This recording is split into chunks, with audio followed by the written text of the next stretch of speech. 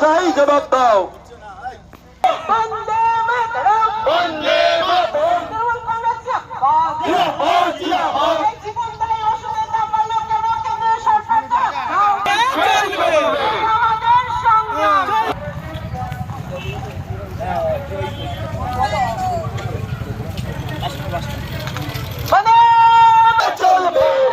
দেখুন, আপনারা সবাই জানেন যে যারা মানুষকে পরিষেবা দেওয়ার নাম করেছিল, যারা মানুষকে শান্তি দেওয়ার নাম করেছিল, যারা বলেছিল নিত্য প্রয়োজনীয় জিনিসের দাম কমাবো, আজকে তার ঠিক উল্টোটা হচ্ছে।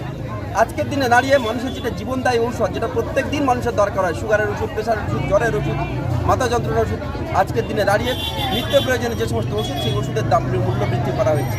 এই মূল্যবৃদ্ধি কার স্বার্থে?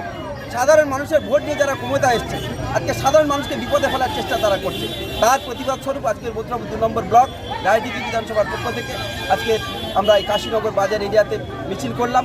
সাথে সাথে মানুষকে এটুকু জানালাম যে আপনারাও তৈরি থাকুন, আগামী দিন ইলেকশনের মধ্য দিয়ে, ভোটের মধ্য দিয়ে, ব্যালটের মধ্য দিয়ে, ইভিএমের মধ্য দিয়ে তাদেরকে তাদের যে এই নীতি, এই নীতির প্রতিবাদ আমরা জানাবো।